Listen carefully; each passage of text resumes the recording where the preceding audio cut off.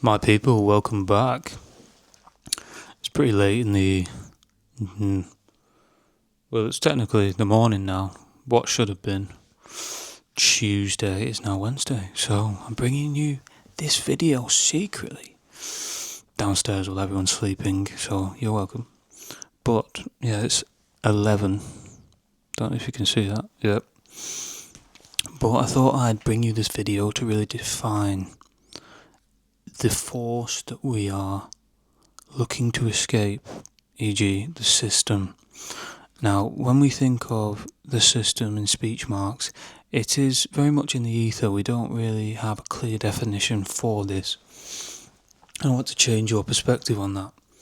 So I've narrowed this down into 5 key portions, areas of the system, and using objective measures from various citations and sources, I want to convince you of probably what you already know. Why the system gears us not for freedom or for our own self well-being, but rather compliance, serves the interests of governments, of corporations, of big business, and though in some aspects these institutions are not all bad, we obviously don't want to put ourselves at the whims of control from these institutions. So I'll dive into what the system is in the 5 key concepts. Number 1 is the financial system. So this is the following. This is banks, credit institutions, stock market, corporations, tax authorities, etc. And I'm sure you can relate to this, but many people concentrate or criticize. Got that wrong. Anyway,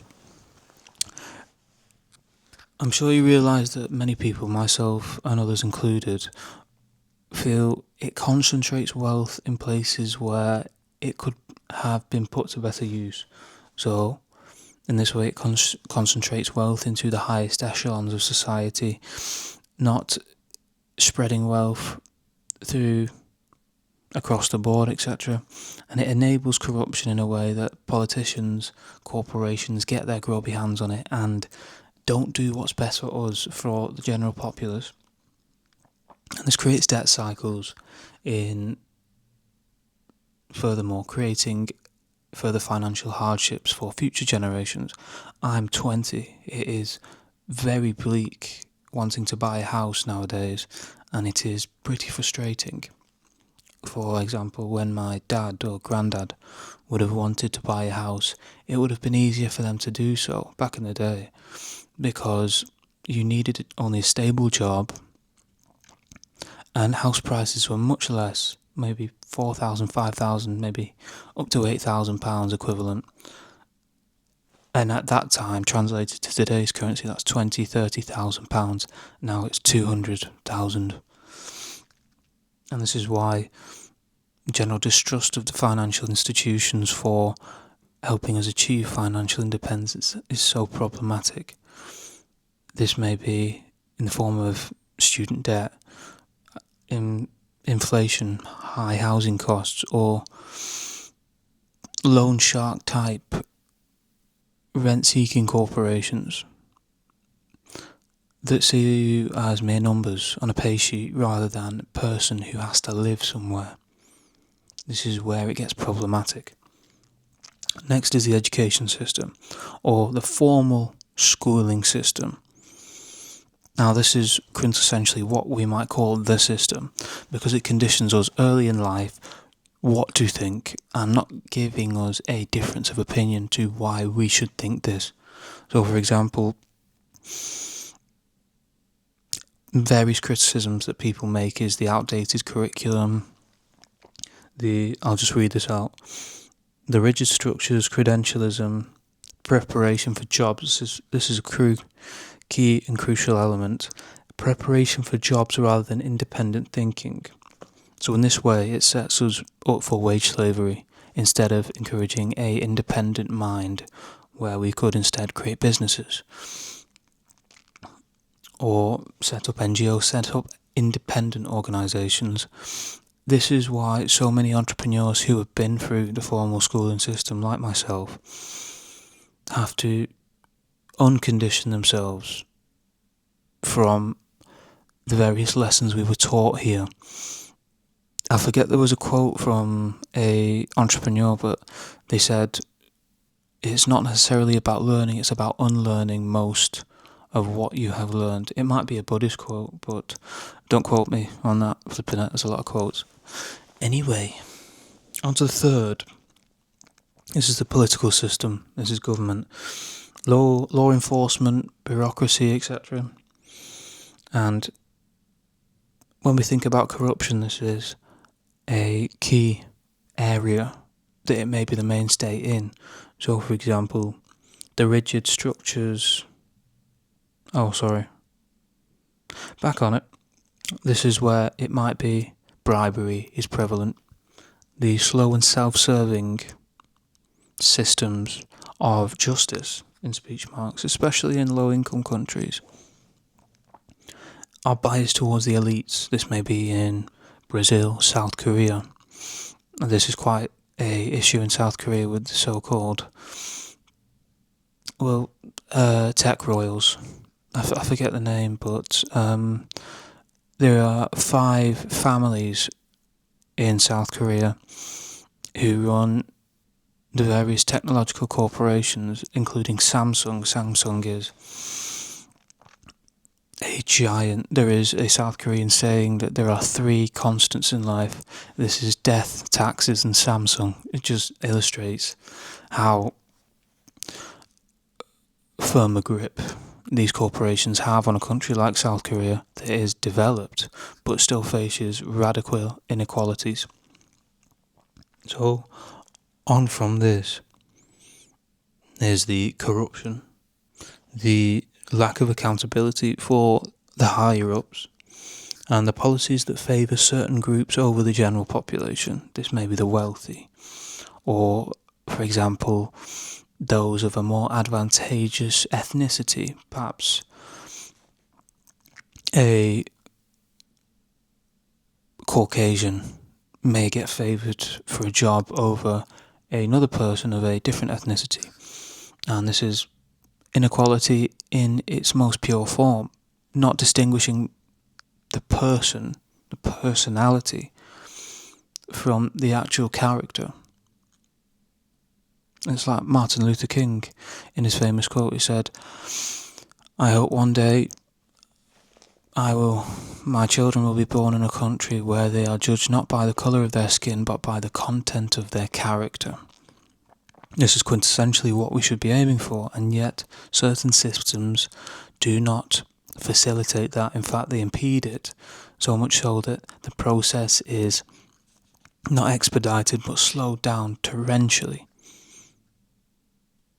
and thus halts progress. And this is why I'm such an advocate of, if you didn't know already, decentralisation, where governing bodies are kept local.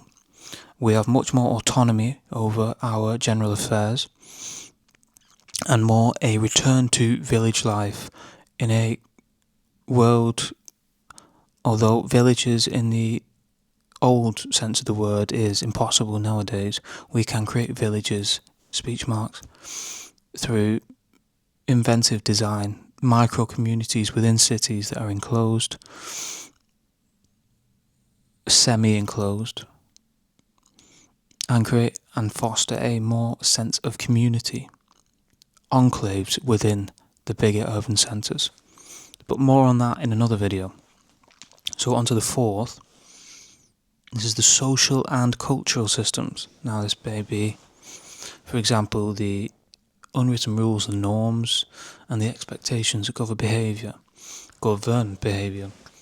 And for especially me, I'm neurodivergent, I have autism. This is quite hard to read, especially when I remember growing up in high school. A lot of the social cues that teachers and children, kids my age, sound old, a lot of people picked up on them, whereas I didn't. I only see this in retrospect. I remember from year 3 to year 6, we had one particular teacher in primary school who used to teach us French. I forget her name, but she was quite an older lady, maybe 60. And every time I couldn't answer a question, I panicked, and she just ignored me. And I kept panicking, and she kept ignoring me, until it was year 6, and someone suggested to me, "Joe, why don't you put your hand up and ask for help?" And I thought, okay. So I did. And she did exactly that. She helped me. And I thought, maybe due to my own lack of competence or social competence at that time, I could have had this help so much earlier, and yet I didn't. And this is what's so frustrating about the societal and social norms that we face, is that they are not clear-cut. Specifically, there's not a manual, there's not a rule book guide to show you how to navigate this. And this may be just a rant concerning me, but if the system gears you towards something that you don't know intrinsically, naturally, they should make it explicitly known. And this is why I feel if improvements people are to trust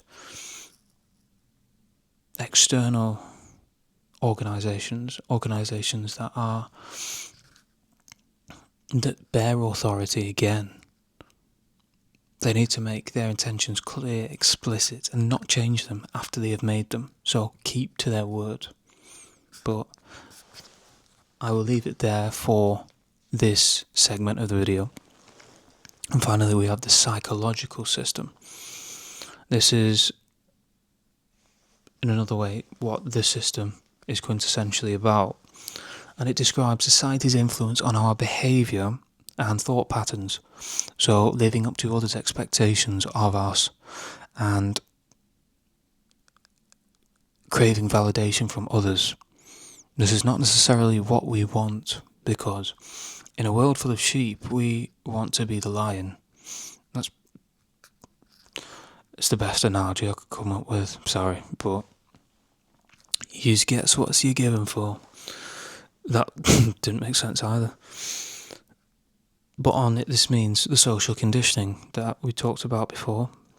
It's the unwritten rules, social expectations, but also the marketing ploys, what some might refer to as limbic capitalism. This includes fast food, this includes pornography, this includes any business model that is geared towards satisfying an innate physiological need that is evolutionary so large that we cannot resist this.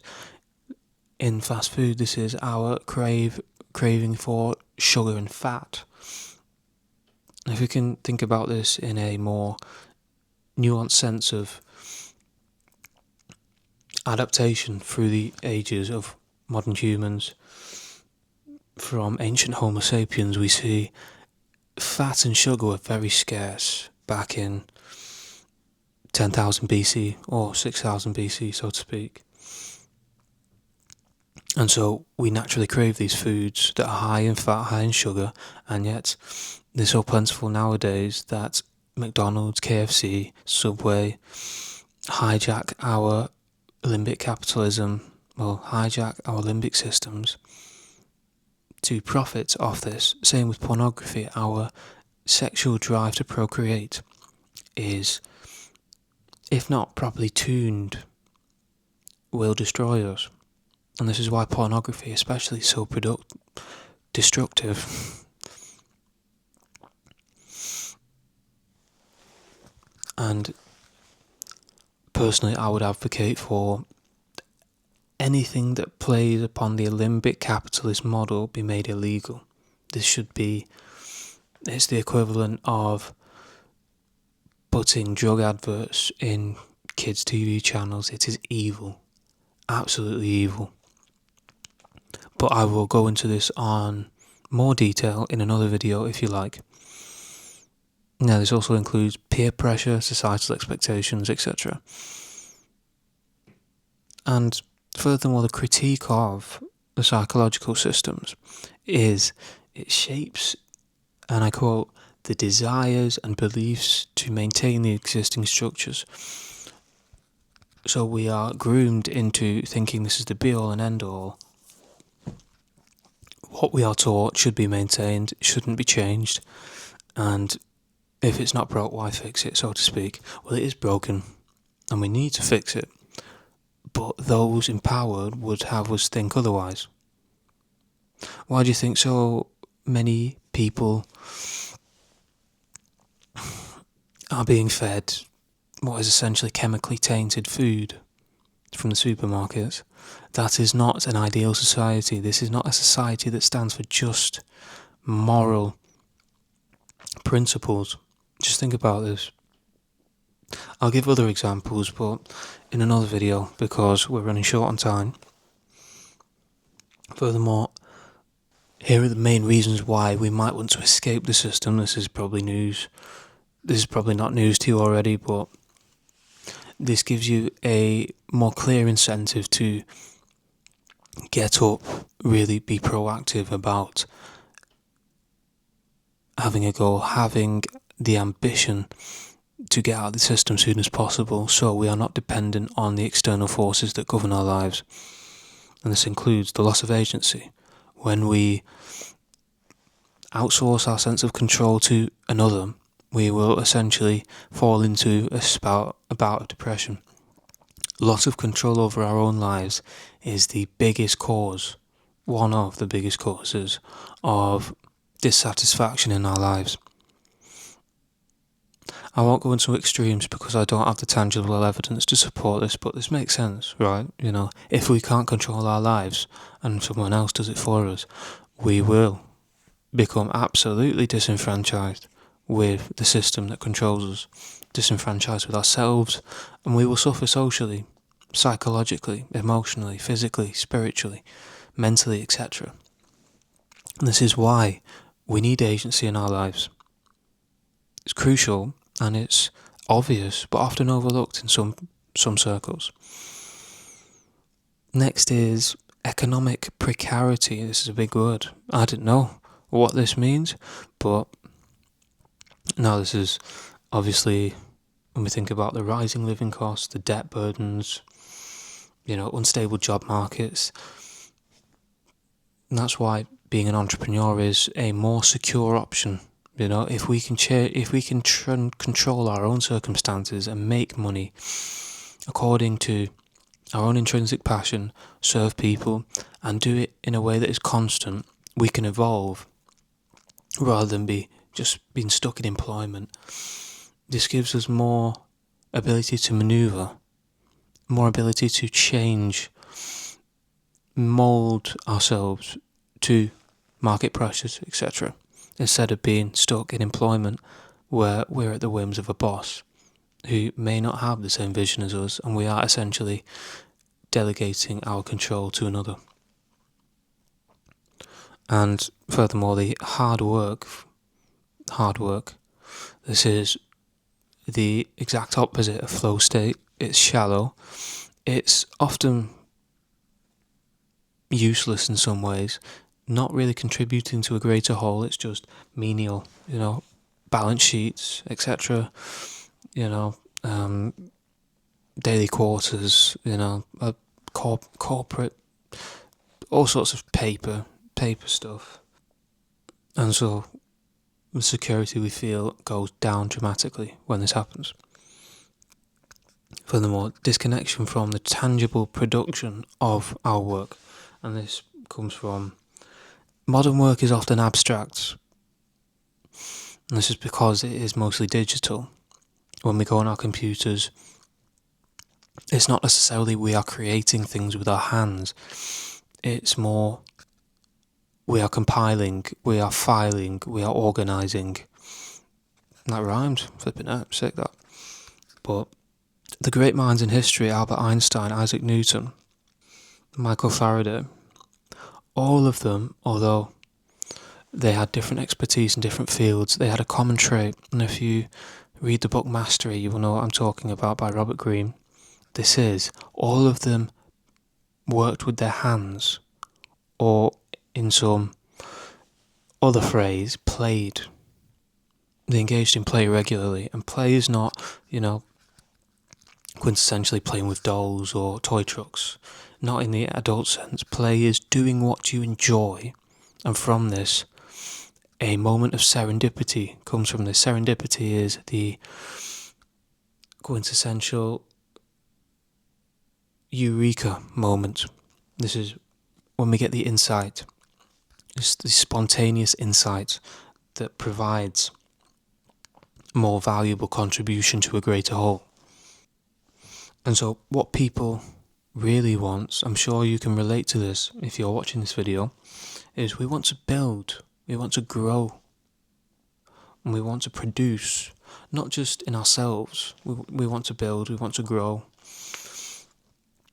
but we also want to build, grow and produce living systems, maybe natural systems, business systems, families, communities, contribution, servitude in the way that is most impactful.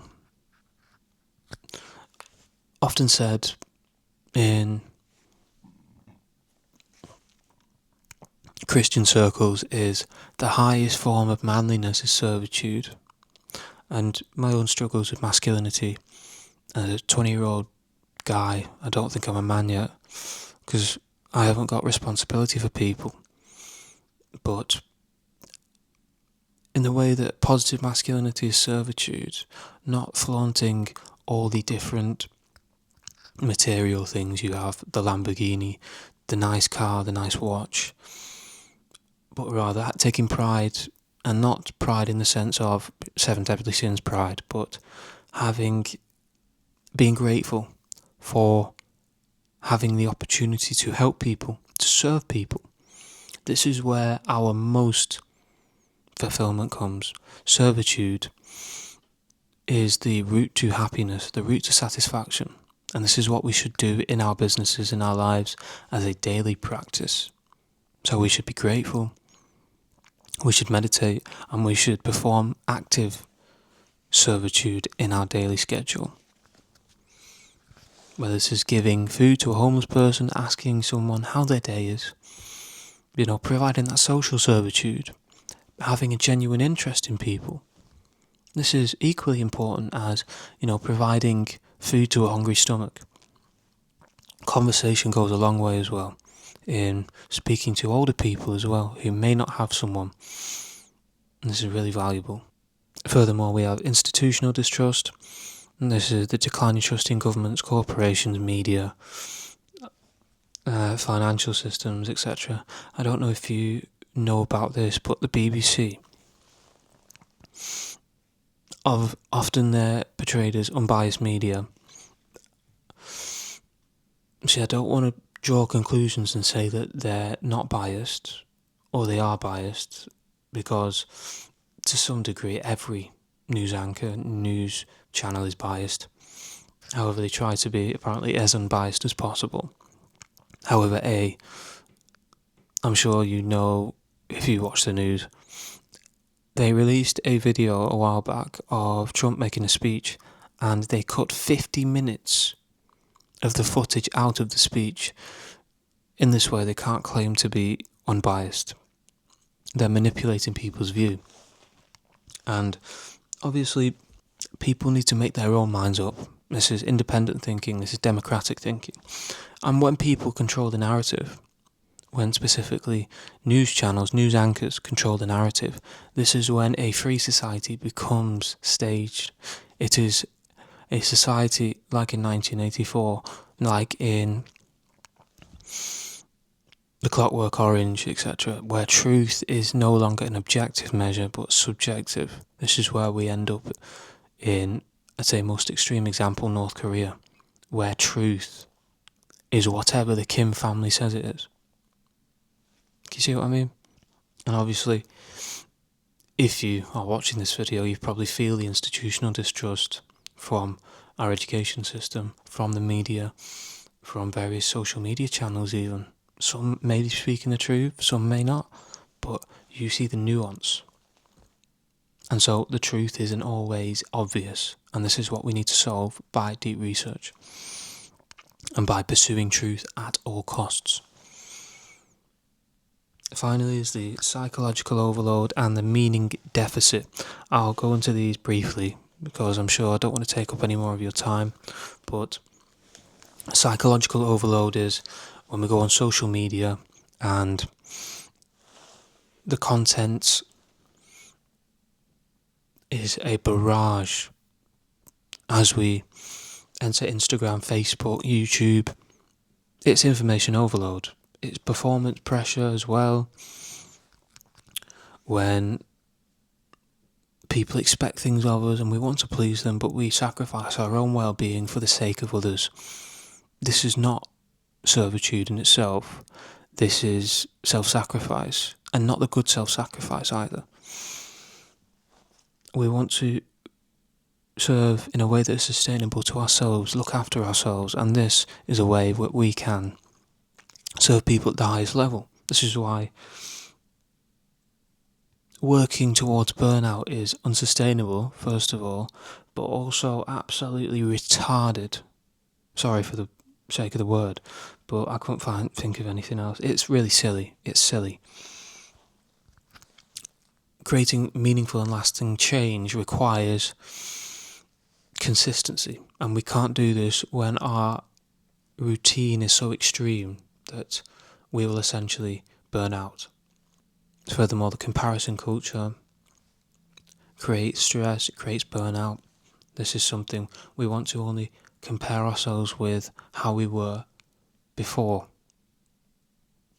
And it's easy to say, harder to do. But this is where we get the reference point. If we compare ourselves with a genetic freak who is absolutely... Maybe we want to do bodybuilding. There is Ronnie Coleman on this side of the equation. Absolute genetic freak.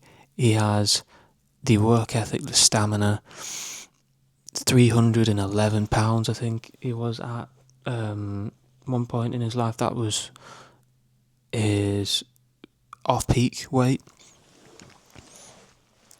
And we compare ourselves to him, and yet I think 170 pounds, maybe less. Me comparing myself to him is like comparing the sky to the ground, you know. We can only compare ourselves with the progress we make incrementally, and this is crucial. And finally, the meaning deficit. Our efficiency-focused systems has forgotten the human element, where the deeper neglect of the human being and our human needs, that of purpose, that of belonging, that of cultivating beauty in our everyday. If we look back at pictures from the 19th century, from the 20th century, they had gardens. In every city they were maintained, they looked beautiful, the environment was beautiful.